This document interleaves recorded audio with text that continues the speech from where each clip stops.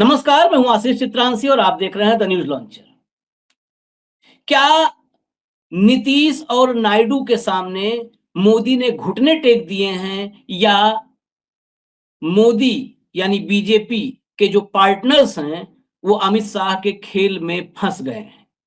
आज इस चर्चा में इस बात को समझने की कोशिश हम करेंगे क्योंकि कुछ ही घंटे बाद वक्फ संशोधन बिल संसद में पेश होने वाला है। इस वक्त दिल्ली में सियासी सरगर्मी अपने चरम पर है। अमित शाह स्वयंभू या कथित चाणक्य जो भी आप कहिए, उन्होंने मोर्चा संभाल रखा है। जब किसी के बस में नहीं हुआ कंट्रोल करना तो अमित शाह खुद मैदान में आए। अमित शाह ने खुद स्क्रिप्ट तैयार की और अमित शाह की स्क्रिप्ट पर क्या क्या कौन काम कर रहा है ये सब इस चर्चा में समझेंगे लेटेस्ट अपडेट के साथ। क्योंकि इस वक्त आप अलग अलग पोर्टल्स पे न्यूज चैनल्स पर अगर खबर देखेंगे तो आपको यही बताया जा रहा है कि नीतीश कुमार और चंद्रबाबू नायडू की जो 3 डिमांड थी वक्फ संशोधन बिल में, वो तीनों डिमांड मान ली है मोदी सरकार ने और 3 संशोधन कर दिए हैं। ये 3 संशोधन हैं क्या? क्या ये झुनझुना है? और एक और महत्वपूर्ण बात, क्या वक्फ संशोधन बिल में जो ट्रिब्यूनल है, एक ट्रिब्यूनल, उस ट्रिब्यूनल को आज जरूर समझिएगा। क्या वो ट्रिब्यूनल उसी तरह का है जैसा चुनाव आयुक्त और मुख्य चुनाव आयुक्तों की नियुक्ति वाली कमेटी है, जिसमें सरकार जो चाहेगी वही होगा? वहां पर एलओपी के बैठने का कोई मतलब नहीं होता है, वो सिर्फ एक सिंबॉलिक प्रतीकात्मक रूप में लीडर ऑफ अपोजिशन वहां आकर के बैठते हैं। भाव को चर्चा में जोड़िए, फटाफट कंट्रोल रूम भाव को चर्चा में जोड़िए। बहुत स्वागत है। दिल्ली की सियासी सरगर्मी लगातार पिछले 2 घंटे से जितनी खबरें हैं चैनल्स पर, पोर्टल्स पर, वो सिर्फ वक्फ संशोधन बिल पर नीतीश कुमार का क्या रुख है, नायडू का क्या रुख है, चिराग का क्या रुख है, जयंत का क्या रुख है और साथ ही अजित पवार का क्या रुख है। क्योंकि अजित पवार भी, जो आप एक शब्द कहते हैं लिप सर्विस, अजित पवार भी जोरदार तरीके से लिप सर्विस महाराष्ट्र में कर रहे हैं। सांसद भले उनके पास नाम मात्र का है, एक है, लेकिन फिर भी उनको जो है लोकसभा में उनका क्या रुख रहने वाला है, इस पर बड़ा सवाल जो है खड़ा है। और खासकर महाराष्ट्र के मुसलमान जिनकी तरफ से वो बैटिंग करते नजर आते हैं, जुबानी बैटिंग करते नजर आते हैं, उनकी भी नजर अजित पवार पर है। लेकिन उससे पहले आज फिर सरगर्मी बढ़ गई शाम में, जब नीतीश कुमार पहुंच गए जेडीयू के दफ्तर। कोई प्लानिंग नहीं थी, कोई कोई कार्यक्रम नहीं था। जो जेडीयू दफ्तर में जेडीयू के नेता मौजूद थे, कार्यकर्ता मौजूद थे, उन्हें भी नहीं खबर थी कि यहाँ पर नीतीश कुमार आ सकते हैं। एकाएक 5 मिनट पहले इंफॉर्मेशन, क्योंकि जो है काफिला आता, सिक्योरिटी का मामला था, तो 5 मिनट पहले इंफॉर्मेशन आता है जेडीयू के मुख्यालय में कि नीतीश कुमार आ रहे हैं। और 5 मिनट के भीतर नीतीश कुमार पहुंचते हैं, बंद कमरे में कुछ नेताओं के साथ बातचीत करते हैं, बंद कमरे में। और उसके बाद वहां से निकलते हैं, बाहर महिलाओं के साथ फोटो खिंचवाते हैं और फिर वापस चले जाते हैं। उसके बाद दिल्ली में ललन सिंह का बयान आता है कि हम मुसलमानों के हितों से समझौता नहीं करने जा रहे हैं, लेकिन हमारी डिमांड्स को मान लिया गया है। चंद्रबाबू नायडू की पार्टी की तरफ से ऑफिशियल स्टेटमेंट आता है कि हम बिल के पक्ष में मतदान करने जा रहे हैं, बिल के पक्ष में मतदान करने जा रहे हैं। जेडीयू ने व्हिप जारी कर दिया है। दिलेश्वर कामत चीफ व्हिप हैं जनता दल यूनाइटेड के, उन्होंने व्हिप जारी कर दिया है। भाजपा ने पहले व्हिप जारी किया था और चंद्रबाबू नायडू भी व्हिप जारी कर चुके हैं, यानी टीडी भी व्हिप जारी कर चुकी है। अब इसके पूरे के थोड़ा बैकग्राउंड में आपसे अब समझेंगे, ये क्या वाकई जो संशोधन हुए हैं, आपने देख लिया जो संशोधन हुआ है, जिस संशोधन को गोदी मीडिया चला रही है, वो आपने बहुत ढंग से उसके भीतर जाकर के समझा है। ये जो संशोधन की बात हो रही है, ये गोदी मीडिया, टीडीपी, नीतीश कुमार, अमित शाह, इन सब के मिले जुले स्क्रिप्ट का फिर प्रचार तंत्र, फिर जो है भोंपू खोल दिया गया है, या वाकई घुटने टेक दिए हैं मोदी ने शाह और नीतीश और नायडू के सामने? देखिए आशीष, मैं थोड़ा पीछे ले चलता हूं आपको। जब 370 और 35A का मामला आया था, तब उन्होंने राज्यसभा में पहले पेश किया जहां उनके पास मेजोरिटी नहीं थी, और आंकड़ा अपने पक्ष में करने के बाद ही खेल खेला था। यहां पर भी जब उन्होंने चंद्रबाबू नायडू को ऑलरेडी बात हो चुकी थी। पटना में जाने के बाद ये बात भी हो गई और वापस आके एकाएक ये तय कर लिया गया कि आज शाम को 1 तारीख को शाम को वो बिल पेश होगा। अब इसमें क्या चाहिए है कि चंद्रबाबू नायडू भी अपना फेस सेविंग चाहते हैं क्योंकि उनका मुस्लिम मतदाता उनके साथ है।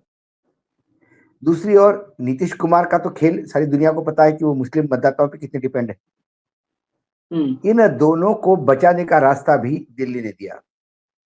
ये जो संशोधन है, ये जो संशोधन की जो ड्राफ्ट उसने भेजा जनता दल यूनाइटेड ने, वो और टीडीपी का ड्राफ्ट सिमिलर है, भाषा एक है, एकदम दिल्ली से ही गए हुए कागज है जो वहां से वापस आ गए।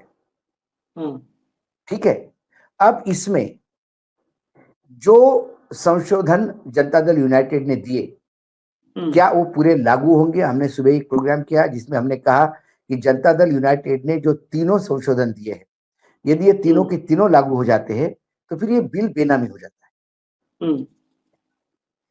लेकिन ये संशोधन लागू नहीं होंगे। उन्होंने उनके भी 3 संशोधन लिए, चंद्रबाबू के भी 3 ले लिए। चंद्रबाबू के 3 संशोधन बहुत ही माइल्ड है, उस संशोधन का कोई मायना नहीं है। जो बेसिक प्रॉब्लम्स है बिल के साथ, उस बिल को कोई टच करने को, तीनों संशोधन उस बिल को कोई टच नहीं करता। यदि मैं कल ये कहूं कि भाई प्रधानमंत्री जैसा आपने चुनाव आयोग का दिया, कल इस पे ऑब्जेक्शन उठाने के बाद प्रधानमंत्री की तरफ से मतलब सरकार ये कहे कि अच्छा ठीक है हम एक काम करते हैं, प्रधानमंत्री रहेंगे, लीडर ऑफ अपोजिशन रहेंगे और हमारे वरिष्ठ एक सांसद रहेंगे बीजेपी मंत्री की जगह, बात तो वही हो गई ना, बात तो वही हो गई। या फिर बीजेपी के राष्ट्रीय अध्यक्ष रहेंगे, आपको मंत्री से प्रॉब्लम है तो बात तो वही हो गई, 2 वर्ष से एक। तो चंद्रबाबू नायडू को ये देखना होगा कि जो संशोधन मुस्लिम समाज मांग रहा था वही उन्होंने दिए हैं कि दिल्ली ने जो उनको करने के लिए बोला वो किए हैं। हाँ। अब चंद्रबाबू के तीनों संशोधन एक्सेप्ट करके उसमें 2 संशोधन 3 में से जनता दल यूनाइटेड के में आ जाते हैं। फिर बचता क्या है? जो तीसरा संशोधन जो इस बिल की हवा निकाल देता है। अब उनके 3 में से 2 मान लेंगे, इनके 3 में से 3 मान लेंगे और संशोधन मान लिया, हंगामा हो जाएगा।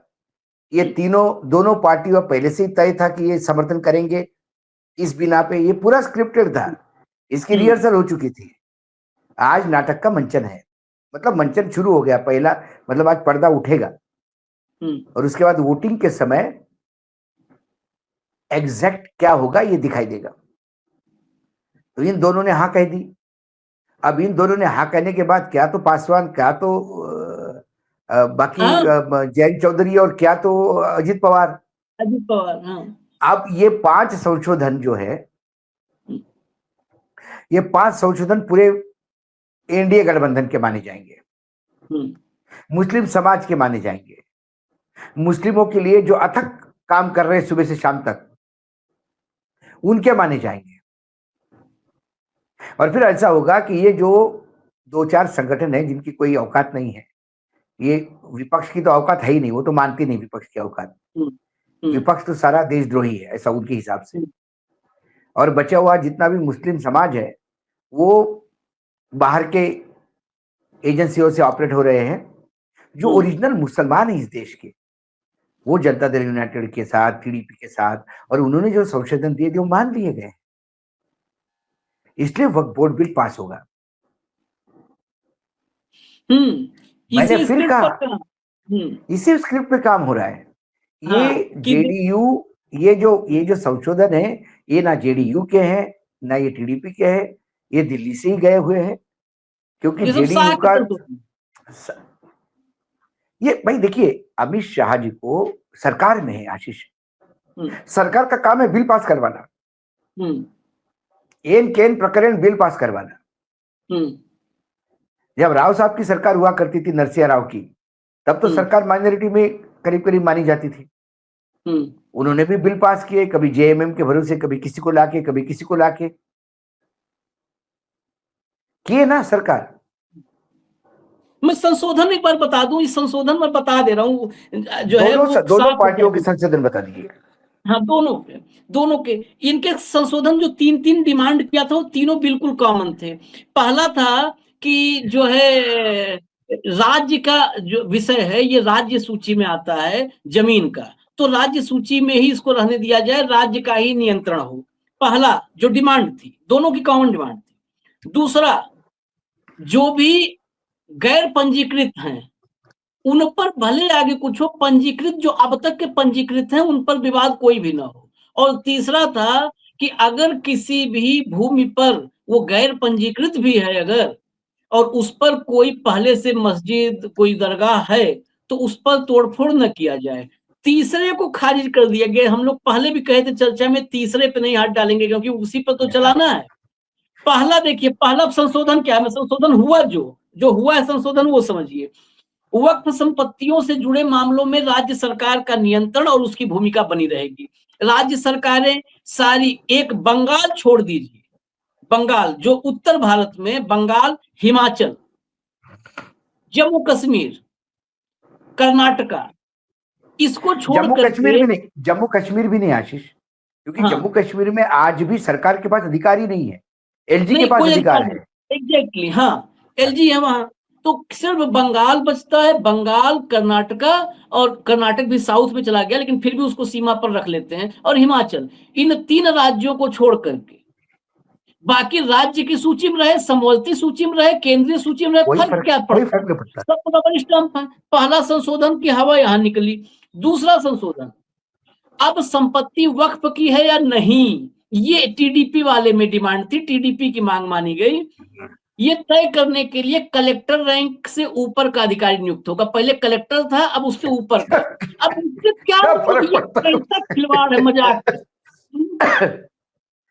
मतलब ये कह रहे हैं कि कमिश्नर, कलेक्टर के ऊपर कमिश्नर, कमिश्नर के ऊपर डायरेक्टर, एडिशनल डायरेक्टर, डायरेक्टर, और उसके बाद joint secretary, under secretary, joint secretary, secretary, ये ऐसे होंगे तो वही आईएएस होंगे, तो वही सरकार के अधीन होंगे, तो वही की जो सरकार बोलेगा वो करेगी, सरकारी अफसर होंगे, बिल्कुल। अब आते हैं तीसरे पे। तीसरा, मौजूदा पुरानी मस्जिद, दरगाह, अन्य धार्मिक स्थानों से छेड़छाड़ नहीं होगी, यानी कानून पुरानी तारीख से लागू नहीं होगा। यह सुझाव जेडीयू की ओर से दिया गया था। ये सुझाव जो हमने कहा, तीसरा सुझाव जेडीयू की ओर से दिया गया। अभी इस सुझाव पर कोई कंक्रीट, इस सुझाव पर अभी नहीं आश्वासन आया है। नहीं होगा, नहीं आश्वासन। अरे लिख लो, मैं अभी बताता हूँ आपको। हाँ, ये सुझाव रिजेक्ट हो गया होगा। और जो 30 दिन था कि औकाफ की सूची गजट प्रकाशन के 90 दिन के भीतर पोर्टल में अपडेट करनी होगी, 30 के बजाय 90 दिन का टाइम दिया गया है। और साथ में जैसे डिजिटल साक्ष्य, जब सुनवाई में डिजिटल साक्ष्य के लिए 30 दिन का समय था, 90 दिन। मतलब आप चलिए, आपको मोहलत वही है कि बकरे का अम्मा कब तक खैर मनाएगी, 30 दिन नहीं 90 दिन ले लो, 90 दिन ले लो।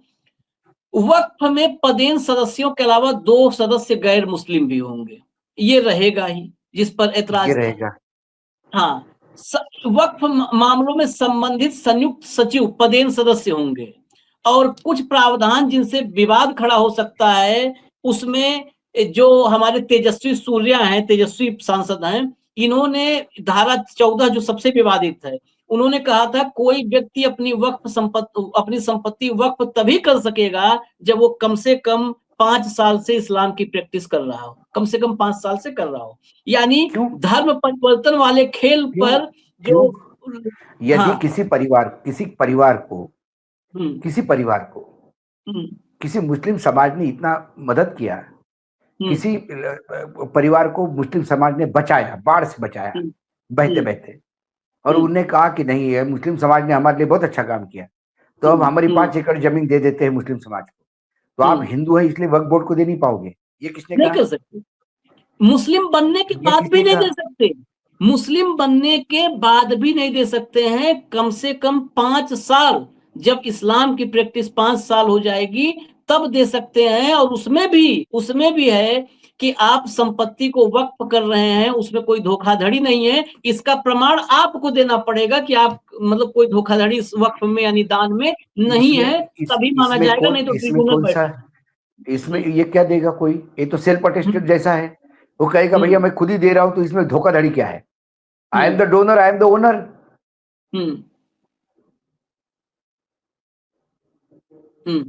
अच्छा, अब एक और बात, एक और बहुत महत्वपूर्ण है, ये देखिएगा, ये जो नीचे खेल हुआ है ऊपर के बजाय, धारा 11 का संशोधन जो स्वीकार किया गया है, जिसके अनुसार पदेन सदस्य, अभी ऊपर हमने बताया था कि एक पदेन सदस्य होगा जो संयुक्त सचिव पदेन सदस्य होगा।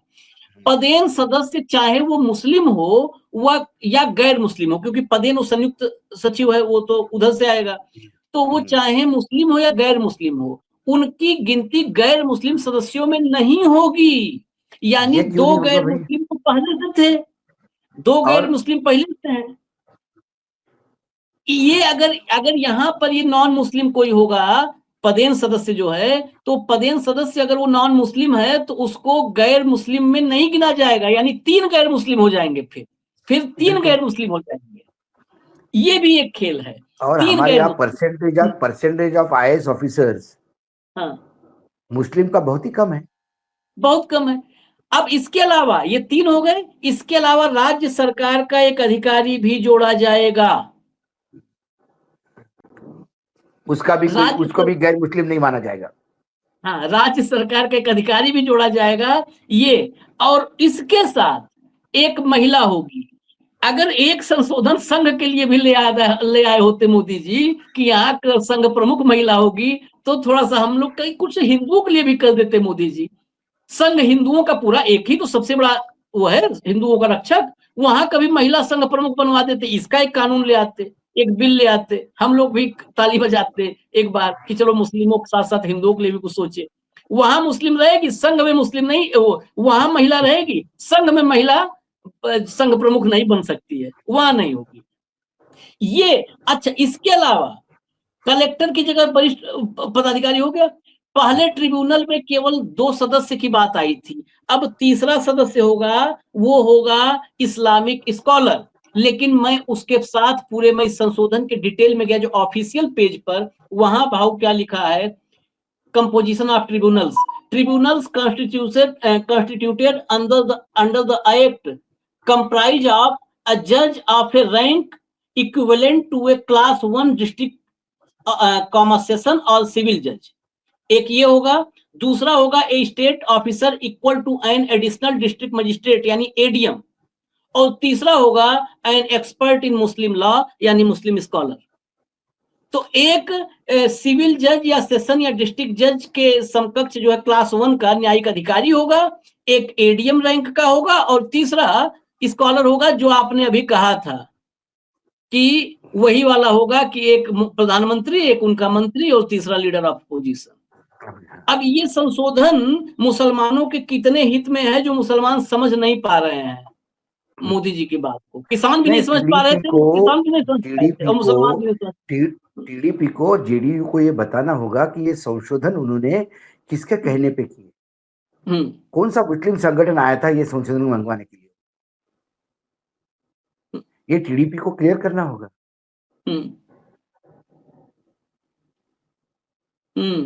ये संशोधन दिल्ली वालों ने बताया कि ये संशोधन भेजो, या किसी मुस्लिम समाज ने भेजा इनको, ये बताए तो सही कि स्टेक होल्डर के बात तो की होगी ना इन लोगों ने, जेडीयू ने, टीडीपी ने। यदि इन्होंने, ये दोनों बैसाखियां हैं सरकार की, यदि इन्होंने संशोधन दिए हैं, इन्होंने कोई रात को उठ के तो ऐसे ही नहीं नींद में उठ के लिख के दिए हैं, इन्हें अलग अलग संगठनों से बात की होगी। कौन से मुस्लिम संगठनों ने ये अप्रूव किए, कौन से मुस्लिम संगठनों ने कहा कि ये करवा दीजिए आप हमारे लिए।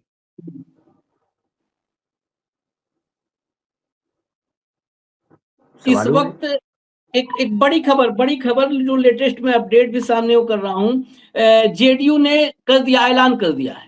जेडीयू ने, अभी हम कह रहे थे कि थोड़ा सा वो है डाउट, लेकिन ऐलान कर दिया है कि दफ्तर गए थे, नीतीश कुमार दफ्तर गए थे, बंद कमरे में बात किए, लेकिन जेडीयू ने अपने सांसदों को, मैंने बताया था दिलेश्वर कामत ने व्हिप जारी किया है, और अब ऐलान कर दिया है कि जेडीयू वक्फ संशोधन बिल के पक्ष में मतदान करेगी, ये ऐलान हो गया है। और बड़ी बात, एक बात और भाऊ, एक मैं कुछ नाम बता देता हूँ। ये सूची आई है जो लोकसभा और राज्यसभा में इस बिल पर जब बहस होगी 8 घंटे की, भाजपा की तरफ से लोकसभा में कौन बोलेंगे और राज्यसभा में कौन बोलेंगे, जरा खाली नाम सुनिएगा, बहुत कुछ है। इन नामों में है तेजस्वी सूर्या का नाम, जिन्होंने वो जो विवादित धारा है, धारा 14, ये 14 इन्होंने ही प्रस्ताव किया था, धारा 14, तेजस्वी सूर्या है। रविशंकर प्रसाद है, निशिकांत दुबे हैं। जहां पर ये समझिए कि मुसलमानों के कितना हित में काम होने जा रहा है कि ऐसे ऐसे लोग यहाँ पे बोलेंगे इस पर, निशिकांत दुबे हैं। इसके अलावा अभिजीत गंगोपाध्याय हैं, हाई कोर्ट के वो जज जो है सांसद बन करके अब लोकसभा में बैठे हैं। हाँ, बंगाल से करके आए हैं, जो इस्तीफा देके चुनाव लड़े हैं, उसके बाद जगदम्बिका पाल हैं, कमलजीत सहरावत हैं। ये लोग जो है किस पर बोलेंगे। राज्यसभा में कौन बोलेगा, सुधांशु त्रिवेदी बोलेंगे, राधा मोहनदास अग्रवाल बोलेंगे। राधा मोहनदास अग्रवाल से पूछना पड़ेगा आपको क्या बोलना है। भागवत कराड़ बोलेंगे, भागवत कराड़। ब्रिजलाल बोलेंगे, पूर्व डीजीपी, कभी मायावती के सबसे खास हुआ करते थे, अब ब्रिजलाल सब कलई खोलते हैं सबके बारे में। अब ये भाजपा सबसे निष्ठावान सिपाही हैं, ये डीजीपी से सिपाही बने भाजपा के, तो ब्रिजलाल बोलेंगे। और मेधा कुलकर्णी बोलेंगी, ये राज्यसभा में, पुणे से। हाँ हाँ, ये जो है वो नाम है जो चुने गए हैं बोलने के लिए। अब जो है फाइनल कमेंट देखिए, ये वेल स्क्रिप्टेड था। जब आपका सुबह का जब हमने इसमें डिस्कशन किया जनता दल यूनाइटेड को लेकर, तब भी मैंने कहा था ये लिप सर्विस कर रहे हैं, ये मुसलमान समाज को मूर्ख बना रहे हैं और कंफ्यूज कर रहे हैं। और ये बोल रहे थे कि हम स्टैंड लेंगे, बिल के समय स्टैंड ले चुके थे। इन्होंने 3 संशोधन दिए थे, तब भी ये बात हो रही थी कि संशोधन दिल्ली से गए हैं, उनको लिए बोले थे। हमने ये भी बोला था कि इनके तीनों संशोधन नहीं मान्य होंगे। एक संशोधन जिसके बाद हमने कहा था कि ये यदि संशोधन हो गया तीसरा, तो फिर इस बिल की हवा निकल जाती है, तो तीसरा संशोधन नहीं होगा। ये 2 संशोधन, 3 संशोधन जो गए टीडीपी में, उससे तो ये कंफर्म हो गया कि ये एक ही फोटोकॉपी गई है इधर से उधर, ठीक है। हाँ, उनके तीनों में इनका तीसरा नहीं था, उसमें अलग वो डिजिटल वाला रख दिया उन्होंने। ये 3 और इनके 2, ये 5 करके इसमें से जो ओरिजिनल ऑब्जेक्शंस है स्टेक होल्डर के, उसको कहाँ एड्रेस किया गया है, उसके बारे में कहाँ चिंता व्यक्त की है जेडीयू और टीडीपी ने, ये बताए। बस ये बताना होगा। कल ये भाषण भी होंगे, वो भाषण भी सुनेंगे, कल उसमें से बहुत सारा निचोड़ भी निकलेगा, कौन कौन कैसा कैसा करते हैं। और ये तमाम भाजपा के स्पीकर ये मुस्लिम समाज की हितैषी है, क्योंकि जगदम्बिका पाल बोल रहे हैं कि ये मुस्लिम समाज के हित में लाया गया बिल। तो ये मुस्लिम समाज के हितैषी ये बताएंगे,